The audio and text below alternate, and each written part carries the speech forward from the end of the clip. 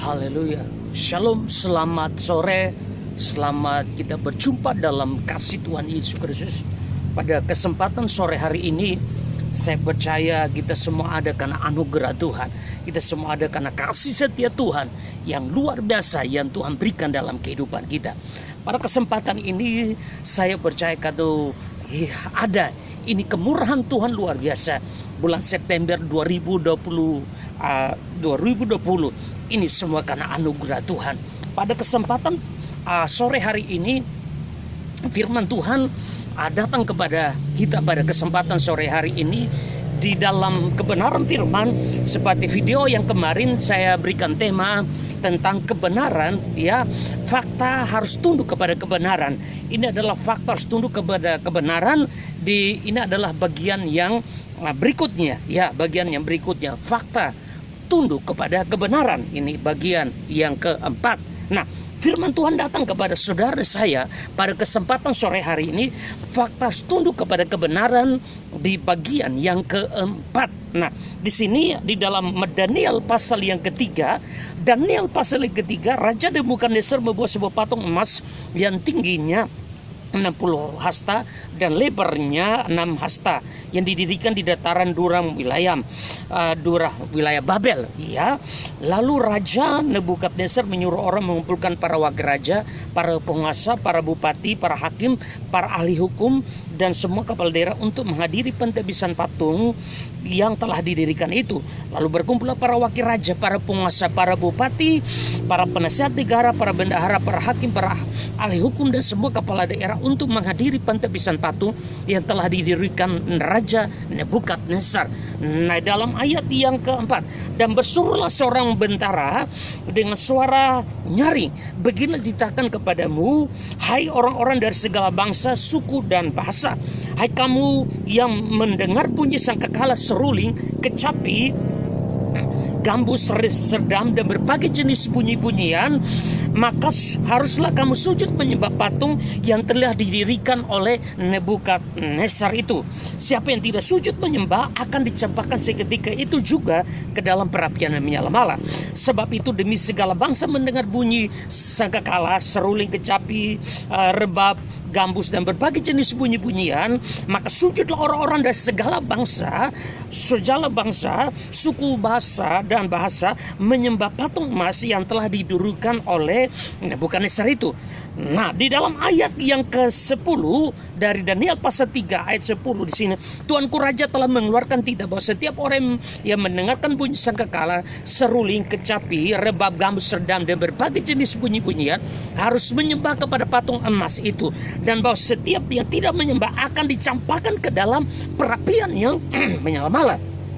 Ayat 12, ada beberapa orang yang kepada mereka telah Tuanku berikan pemerintahan atas wilayah, yakni di Babel, Sarabesa dan Abednego. Orang-orang yang tidak mengenakan titah Tuanku, ya Raja. Mereka tidak memuja dewa Tuanku, tidak menyembah patung emas yang Tuanku dirikan.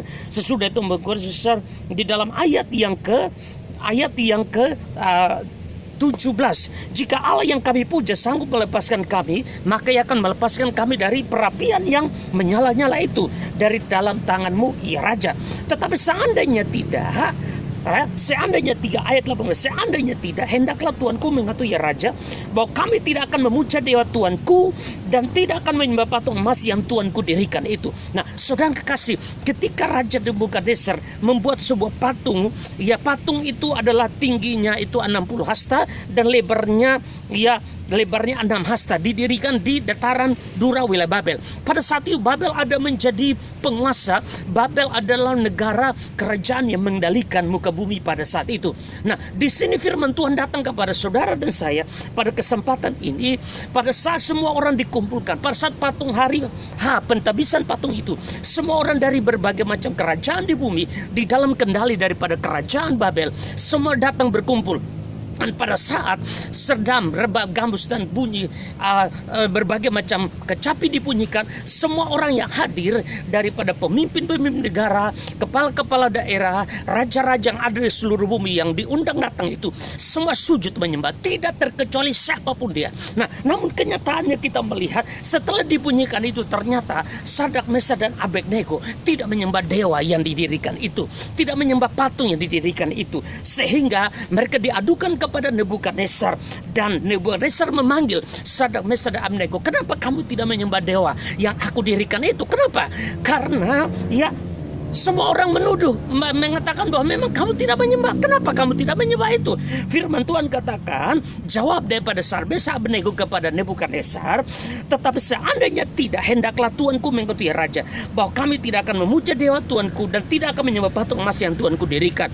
Ayat 17, jika Allah yang kami puja sanggup melepaskan kami, maka ia melepaskan kami dari perapian yang menyala-nyala itu dan dalam tanganmu ya raja. Ketika Nebukadnezar bertanya kepada mereka, ternyata jawaban Sadrak, Mesak dan Abednego katakan, walaupun Tuhan tidak menolong kami, artinya walaupun Tuhan tidak mendengar doa kami, walaupun Tuhan kelihatannya tidak ada, kelihatannya Tuhan itu mati dan sebagainya, tetapi Nebukadnezar harus mengerti dengar hari ini, kami tidak akan menyembah patung yang Tuanku dirikan ini. Oleh sebab itu firman Tuhan datang kepada saudara dan saya melalui video ini. Seandainya Tuhan tidak menolong, seandainya aku tidak mengalami mujizat, seandainya aku belum ditolong Tuhan, seandainya aku masih ada dalam pergumulan, tetapi aku tidak menyembah patung yang Tuhanku dirikan itu. Saudara kasih, firman Tuhan datang bagi saudara saya.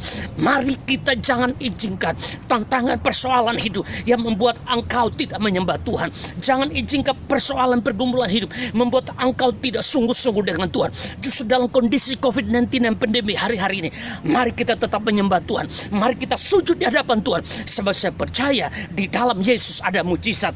Dan kita melihat ketika di dalam ayat yang ke-21, lalu diikelah ketiga orang itu dengan jubahnya, celana, topi, pakaian mereka, lalu dicampakkan ke dalam perapian yang menyala-nyala. Mereka dicampakkan karena titah raja itu dipanaskan perapian itu luar biasa, sehingga nyala api itu membakar mati orang-orang yang menghantar Sadrak, Mesak dan Abednego.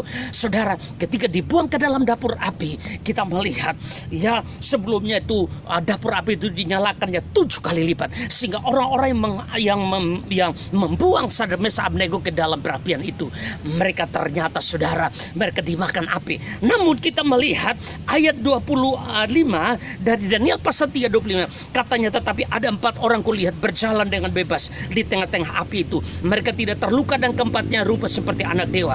Lalu Nebukadnezar mendekati pintu perapian menyala-nyala itu dan berkata, Sadrak, Mesak dan Abednego, hamba-hamba Allah yang Maha Tinggi, keluarlah dan datanglah kemari. Lalu keluarlah Sadrak, Mesak dan Abednego dari api itu. Di dalam ayat yang 28, ayat berkatalah Nebukadnezar, terpujilah Allahnya Sadrak, Mesak dan Abednego yang mengutus malaikatnya melepaskan hamba-hambanya telah menaruh percaya kepadanya, melanggar titah raja, menyerahkan tubuh mereka karena mereka tidak memuja menyembah Allah manapun kecuali Allah mereka.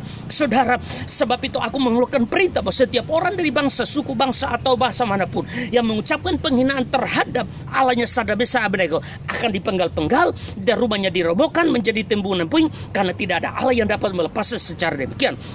Lalu raja memberikan kedudukan tinggi kepada Sadrak, Mesak dan Abednego. Nah, saudara kekasih, firman Tuhan pada kesempatan ini datang kepada kita. Saya percaya kalau kita melihat kebenaran ini dasar, Sadrak, Mesak dan Abednego, mereka hidup ribuan tahun lalu, mereka berada di masa yang sangat jauh daripada kita sekarang ini.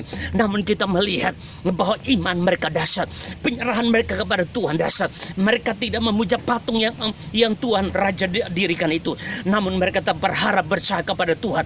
Walaupun dibuang ke dalam dapur api, tetapi Tuhan mengutus malaikatnya. Ada pertolongan Tuhan, ada mujizat Tuhan, ada kemenangan Tuhan yang Tuhan kerjakan bagi Sadrak, Mesak dan Abednego. Akhirnya dipanggil keluar dan dari api, mereka tidak terbakar apa-apa.